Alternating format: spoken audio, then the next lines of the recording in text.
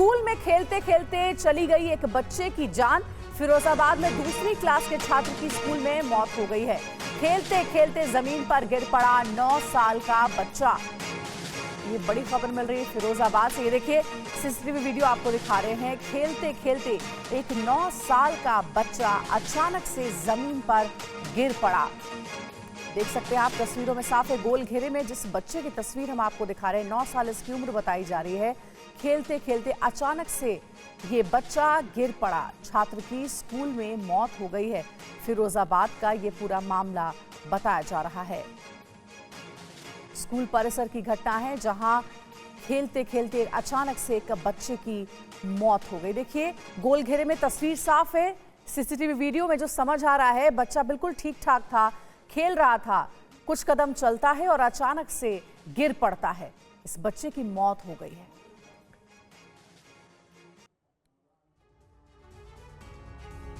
एक और बड़ी खबर है। यूपी के अमरोहा में बच्ची पर कुत्तों ने हमला कर दिया है। कुत्तों के झुंड ने बच्ची पर किया है अटैक। घायल बच्ची का अस्पताल में इलाज जारी है। 2 दिन पहले भी कुत्तों के हमलों से हुई थी बच्ची की मौत। तो देखिए बेहद खौफनाक वीडियो ये सामने आया है। एक छोटी सी बच्ची को कैसे कुत्तों ने घेर लिया और उसके बाद बच्ची पर जानलेवा हमला किया गया है। ताज्जुब की बात यह है कि 2 दिन पहले भी ठीक इसी तरीके की ये घटना हुई थी जहां कुत्तों के झुंड ने एक बच्ची पर हमला कर दिया था। बच्ची की मौत हो गई थी। देखिए छोटी सी बच्ची है जो खेलते खेलते इस जगह पर पहुंचती और यहाँ पर पहले से कुछ कुत्ते नजर आ रहे हैं। कुत्तों के झुंड ने बच्ची पर हमला कर दिया। घायल बच्ची का अस्पताल में इलाज जारी है। बच्ची बुरी तरह से जख्मी हुई है और उसे अस्पताल में भर्ती कराया गया है।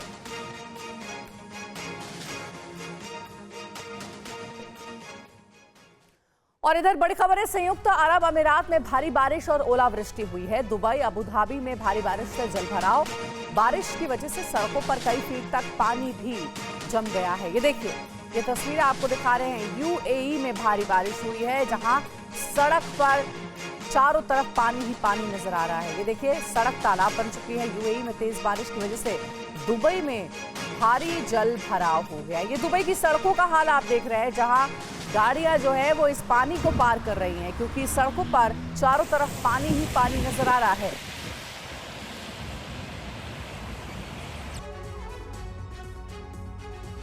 और एक अहम खबर आ रही है वो आपको बता दें। गाजा पट्टी में हवाई जहाज से गिराई गई है राहत सामग्री। पैराशूट से गिराई गई राहत सामग्री और दैनिक इस्तेमाल का सामान, खाने पीने का सामान लेने के लिए दौड़ पड़े स्थानीय नागरिक। तो वीडियो भी आपको दिखाएंगे कि किस तरीके से देखिए पैराशूट की मदद से गाजा पट्टी में राहत सामग्री गिराई गई है। गाजा पट्टी में इस वक्त हमास और इजराइल के बीच जंग जारी है और इसी को देखते हुए गाजा पट्टी में मदद पहुंचाई गई है पैराशूट के जरिए। खाने पीने का सामान लेने के लिए गाजा में मौजूद लोग दौड़ पड़े।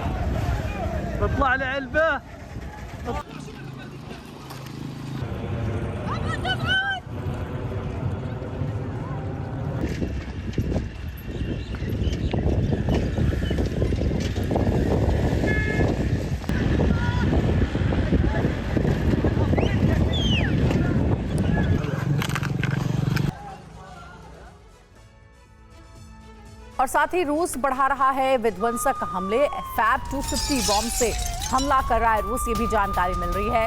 ग्लाइड बमों के इस्तेमाल से थर्रा उठा है बैटलफील्ड का इलाका। यूक्रेनी सैन्य ठिकानों को तबाह लगातार किया जा रहा है इन हमलों के साथ।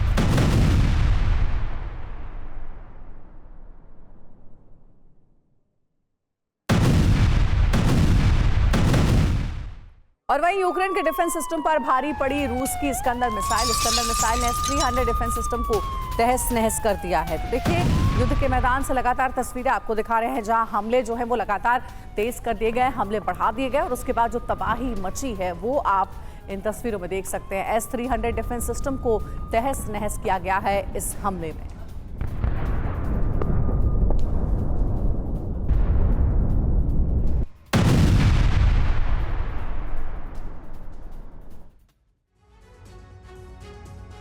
विश्व युद्ध की आशंकाओं के बीच रूस ने ऐलान कर दिया है कि अगर उसके खिलाफ षड्यंत्र रचा गया तो वो परमाणु हमला कर देगा। उधर अमेरिका ने भी सुपर फाइटर जेट F-35 को एटमी हथियार से लैस करके अपने इरादे जाहिर कर दिए हैं। यानी तनातनी लगातार बढ़ रही है जो कभी भी एटमी टकराव में बदल सकती है। Sweden officially joined, and their minister is here tonight. I'm going to stand up. Welcome. Welcome, welcome, welcome.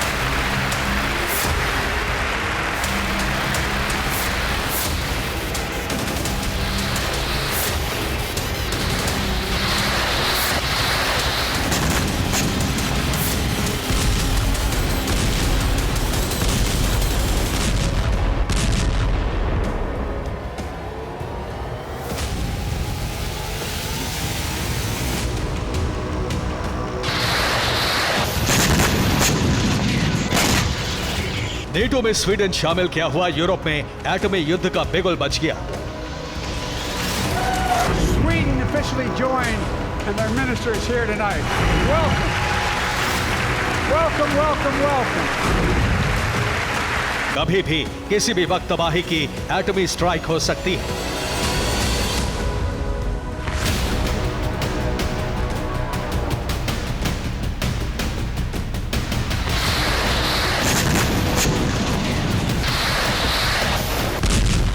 हालात इतने गंभीर हो चुके हैं कि अगर नेटो या फिर रूस किसी भी तरफ से हमला हुआ तो यूरोप में तबाही का ज्वालामुखी फटने से कोई नहीं बचा सकता।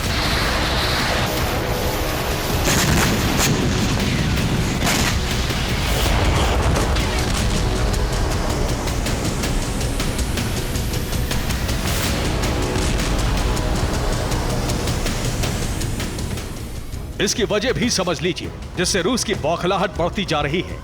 पहली वजह फिनलैंड के बाद स्वीडन का नेटो में शामिल होना। दूसरी वजह अमेरिका ने F-35 को परमाणु क्षमता से लैस किया। तीसरी वजह पोलैंड की धरती से यूक्रेन पहुंचेंगे नेटो सैनिक। चौथी वजह फ्रांस सैनिकों के साथ हाईटेक हथियार भी भेज रहा है। पांचवी वजह नेटो सदस्य देशों ने रूसी बॉर्डर पर मिसाइलें तैनात की। छठी वजह आर्कटिक में नेटो बड़ा युद्धाभ्यास करने जा रहा है।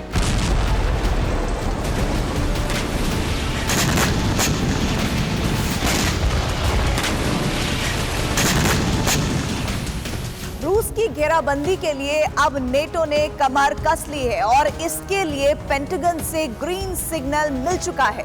स्वीडन को शामिल करके नेटो ने रूस को खुला चैलेंज दे दिया है कि आने वाले समय में वो यूक्रेन को भी इसी तरह नेटो में शामिल कर सकता है।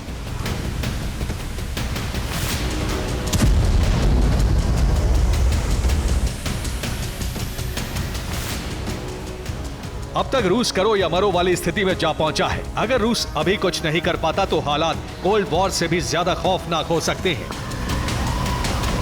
Владимир Владимирович Путин। क्योंकि नेटो जिस तरीके से घेराबंदी कर रहा है उससे साफ है कि वो हमला भी करेगा और रूस को सोवियत संघ की तरह खंड खंड भी कर सकता है, जिससे रूस फिर कभी सिर न उठा पाए।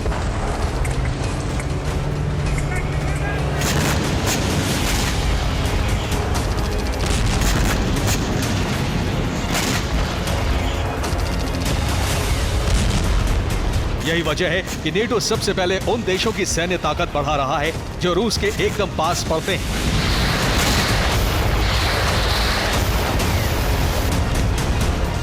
एक दिन पहले रूस ने वहां डिफेंस सिस्टम लगाए थे, अब मिसाइलों की तैनाती कर दी है।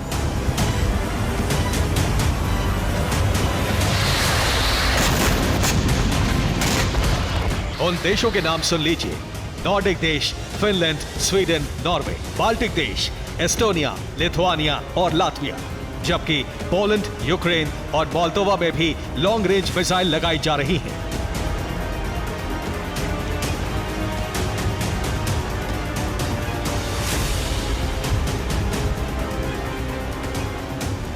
अब कहीं रूस हमला ना कर दे, इसलिए अमेरिका ने एक बड़ा फैसला लिया है जिसमें F-35 को परमाणु हथियार से लैस कर दिया है।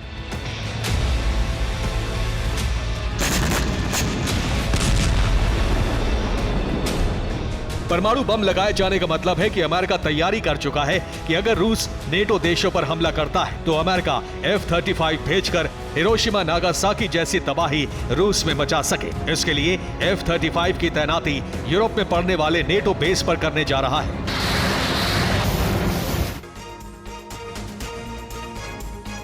बड़ी खबर है बंगाल से, जहां रामनवमी पर होगा सार्वजनिक अवकाश।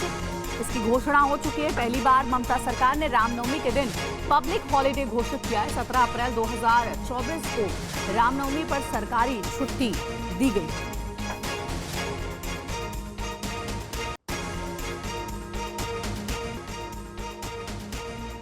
कोलकाता में आज ममता बनर्जी की बड़ी रैली है। कोलकाता के ब्रिगेड परेड ग्राउंड में ये रैली है। रैली में टीएमसी उम्मीदवारों की लिस्ट जारी कर सकती है ममता। आज संदेश खाली में शुभेंदु अधिकारी करेंगे रैली। शाहजहां शेख के गढ़ में बीजेपी की रैली होगी।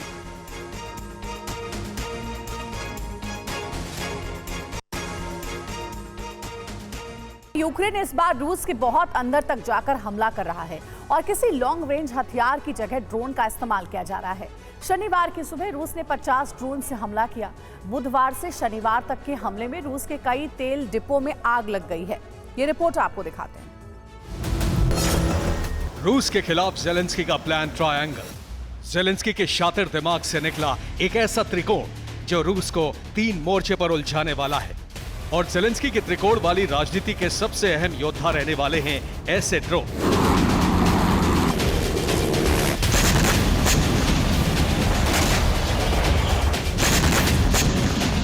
ये रूस की सेना से अपनी जमीन बचाने की ऐसी रणनीति जो कामयाबी आसमान के रास्ते हासिल करने वाला है।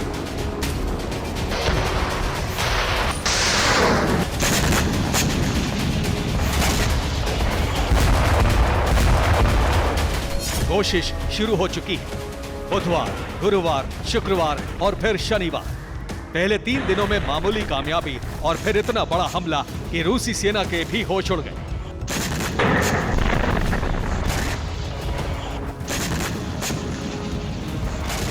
शनिवार की सुबह जो खबर आई उससे आप अंदाजा लगा सकते हैं कि यूक्रेन की सीमा के करीब किस कदर दहशत का माहौल होगा। इस बार यूक्रेन सिर्फ बेलगोरोद तक ही सीमित नहीं है, बल्कि अब दायरा बहुत बढ़ चुका है।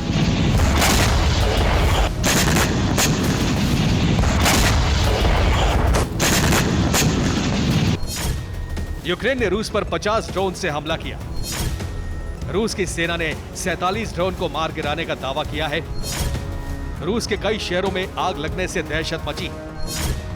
रूस के ऑयल डिपो को यूक्रेन टारगेट कर रहा है।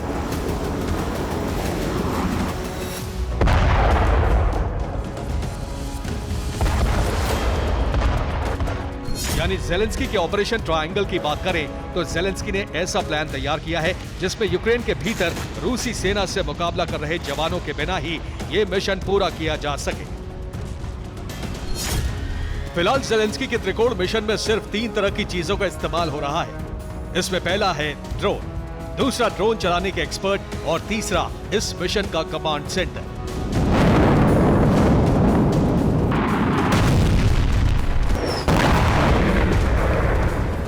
कमांड सेंटर से रूस के भीतर के टारगेट फिक्स किए जा रहे हैं। ड्रोन एक्सपर्ट हमले कर रहे हैं और फिक्स्ड विंग ड्रोन से हमलों को अंजाम दिया जा रहा है।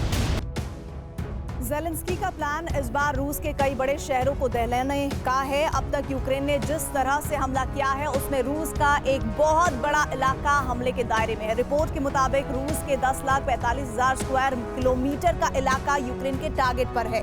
गुरुवार को यूक्रेन ने रूस के तुला इलाके में हमला किया। यूक्रेन के 6 ड्रोन इस इलाके तक पहुंचने में कामयाब रहे। जहां हमला हुआ वो यूक्रेनी सीमा से 200 किलोमीटर दूर है। यानी यूक्रेन रूस के बहुत भीतर घुसकर हमला कर रहा है। बुधवार को कुर्स्क इलाके के एक ऑयल डिपो पर हमला किया गया। ये यूक्रेनी सीमा से 100 किलोमीटर दूर है।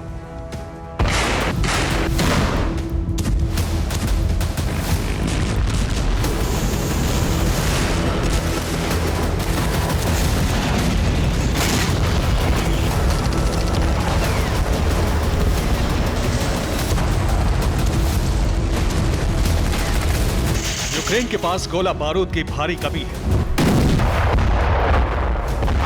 आर्टिलरी खाली है। सैनिकों की भारी कमी है।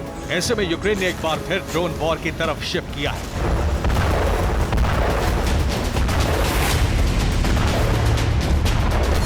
यूक्रेन के बॉर्डर पर कई सीक्रेट कमांड सेंटर बनाए गए हैं जहां से जेलेंस्की का ऑपरेशन ट्रायंगल आगे बढ़ रहा है।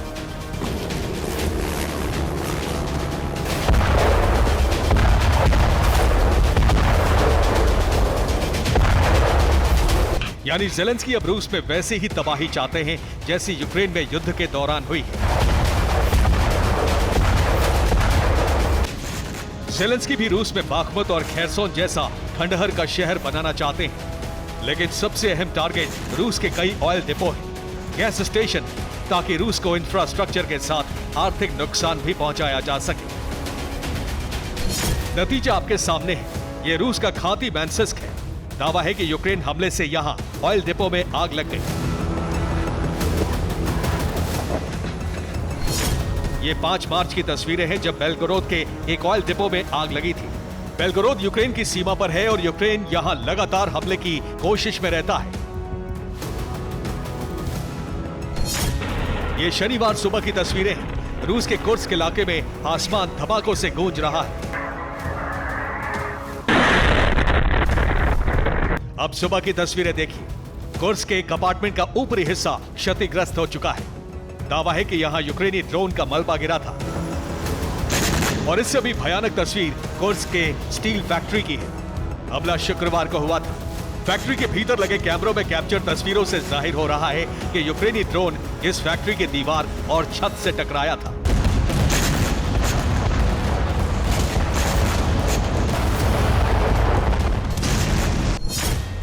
यूक्रेन ने रूस की स्टील फैक्ट्री को निशाना बनाया। स्टील फैक्ट्री की चिमनी को ड्रोन से उड़ा दिया गया।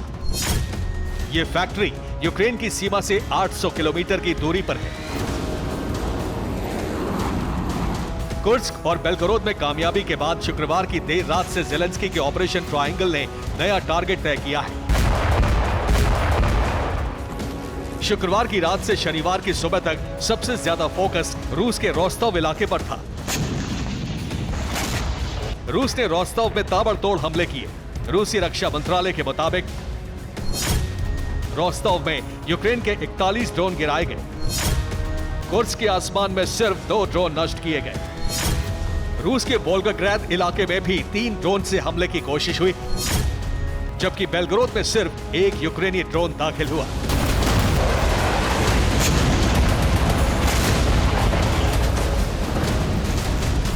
यूक्रेन वैसे ही हमले कर रहा है जैसे हमले के लिए ज़ेलेंस्की लंबे समय से लॉन्ग रेंज की मिसाइलों की मांग कर रहे थे। मिसाइलें और F-16 के इंतजार के बीच अब वैसा ही प्रहार ड्रोन से शुरू कर दिया है। यूक्रेन कौन सा ड्रोन इस्तेमाल कर रहा है इसका खुलासा तो नहीं हुआ है, लेकिन ज़ेलेंस्की का मिशन ट्रायंगल बहुत हद तक कामयाब जरूर हो रहा है। यूक्रेन ने जिन इलाकों को टारगेट किया है वहां रूस के कई एयर डिफेंस की तैनाती की गई है, लेकिन यूक्रेन के ड्रोन बेहद नीची उड़ान भरकर एयर डिफेंस को चकमा देने में कामयाब हो रहे हैं। इन हमलों के बीच ही ब्रिटेन ने यूक्रेन को 10,000 हाईटेक ड्रोन देने का भी ऐलान किया है। फिलहाल यूक्रेन की कोशिश रूस के अधिक से अधिक ऑयल डिपो को तबाह करने की है, ताकि रूस के निर्यात पर असर बना रहे।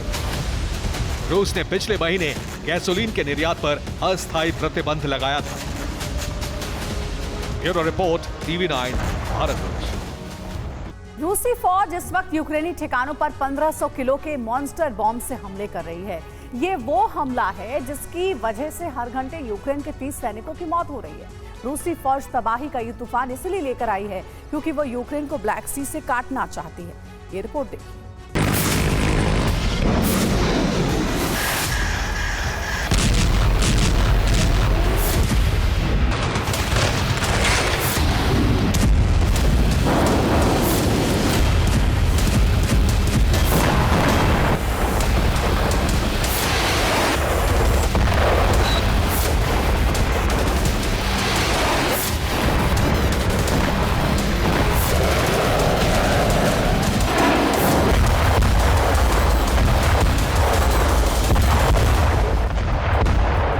यूक्रेन लैंडलॉक देश बनने जा रहा है।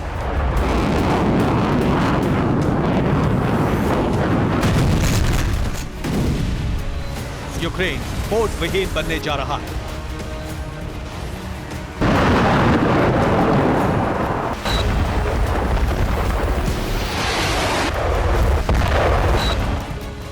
रूस यूक्रेन को समंदर से काटने जा रहा है।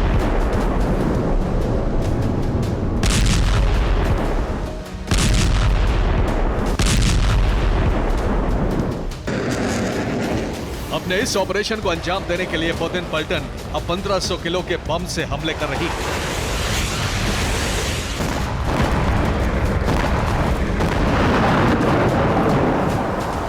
उसके टारगेट पर इस वक्त यूक्रेन का दक्षिणी शहर ओडेसा, ये यूक्रेन का पोर्ट सिटी।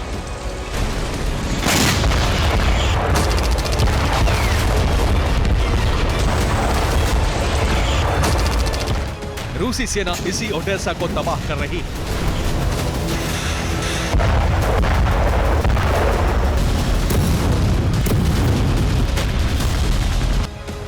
ओडेसा में इस वक्त वैसा ही हमला हो रहा है जैसा कभी बाखमुत में और अब अवदीपका में हो रहा है।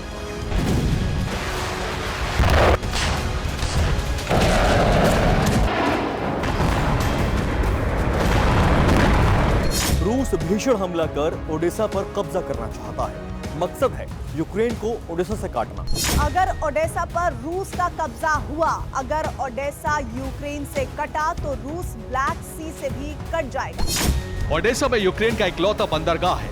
यूक्रेन के लोगों के लिए रसद और जंग के लिए हथियार इसी पोर्ट से आते हैं। अगर ओडेसा पर रूस का कब्जा हुआ तो न सिर्फ यूक्रेन में भूखमरी फैल जाएगी, बल्कि यूक्रेनी सेना की हथियार सप्लाई लाइन पूरी तरह से कट जाएगी। इसका परिणाम बहुत ही भयावह होगा। यूक्रेन को पराजय से फिर कोई नहीं बचा पाएगा।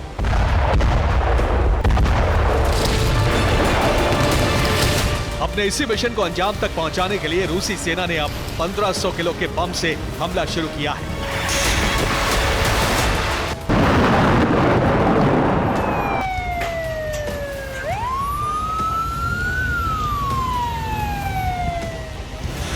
इस बम का नाम है मॉन्स्टर बम।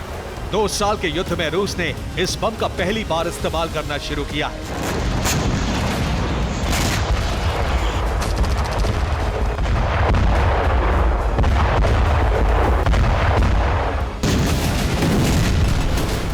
युद्ध के मैदान में रूस ने 1500 किलो के मॉन्स्टर बम से विस्फोट किया तो बहुत बड़ा प्रलय आ गया। विस्फोट के बाद बारूदी गुबार 20 मंजिला इमारत जितना ऊंचा उठा। इस धमाके को जिस किसी ने भी देखा वो दहल गया।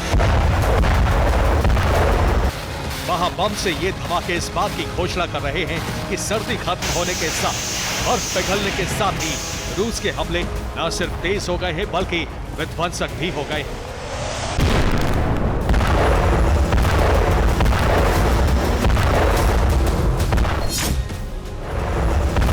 क्लिश्चिवका में रूस ने भीषण हमला किया।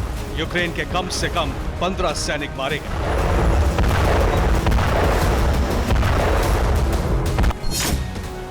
ओडेसा में रूसी फौज ने यूक्रेनी पोजीशन पर हॉवित्जर तोप से धावा बोला।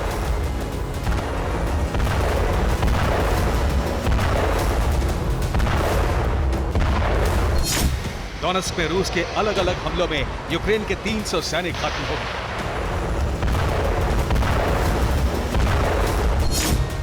खेरसोन में रूसी आक्रमण में यूक्रेन के 55 जवान मारे गए।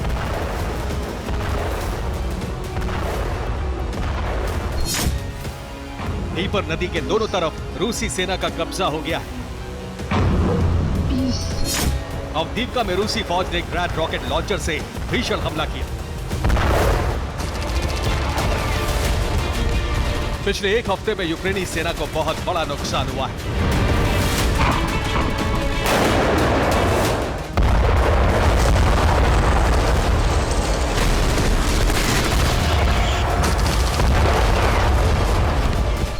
सात दिन के अंदर सिर्फ अवदीपका में यूक्रेन के 3000 सैनिक खत्म हो गए।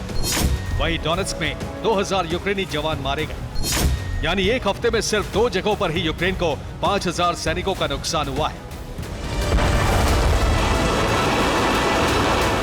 इसका मतलब यह हुआ कि पिछले 7 दिनों से हर घंटे यूक्रेन के 30 सैनिक मारे जा रहे हैं। यही वजह है कि यूक्रेनी धरती पर त्राहिमाम मचा हुआ है।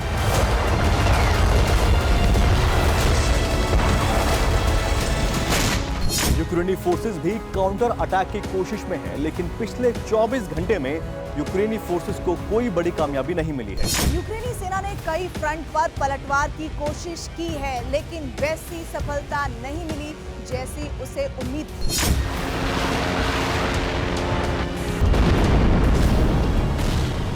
रूसी फौज भीषण हमला करते हुए पूर्वी यूक्रेन से दक्षिणी यूक्रेन की तरफ बढ़ रही है। यूक्रेनी सेना रूसी फौज को रोकने की कोशिश कर रही है, लेकिन ये कोशिश अब तक कामयाब नहीं हो सकी।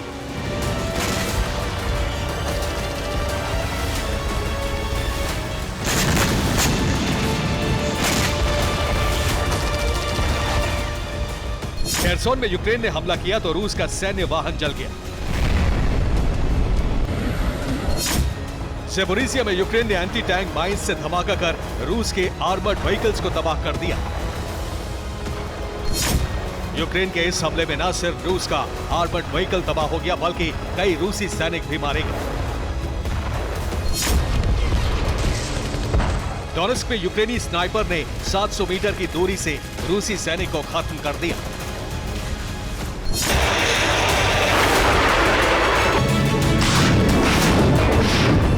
यूक्रेनी सेना इस तरह गुरिल्ला हमले कर रही है। गुरिल्ला हमले की वजह है हथियार और सैनिकों की कमी।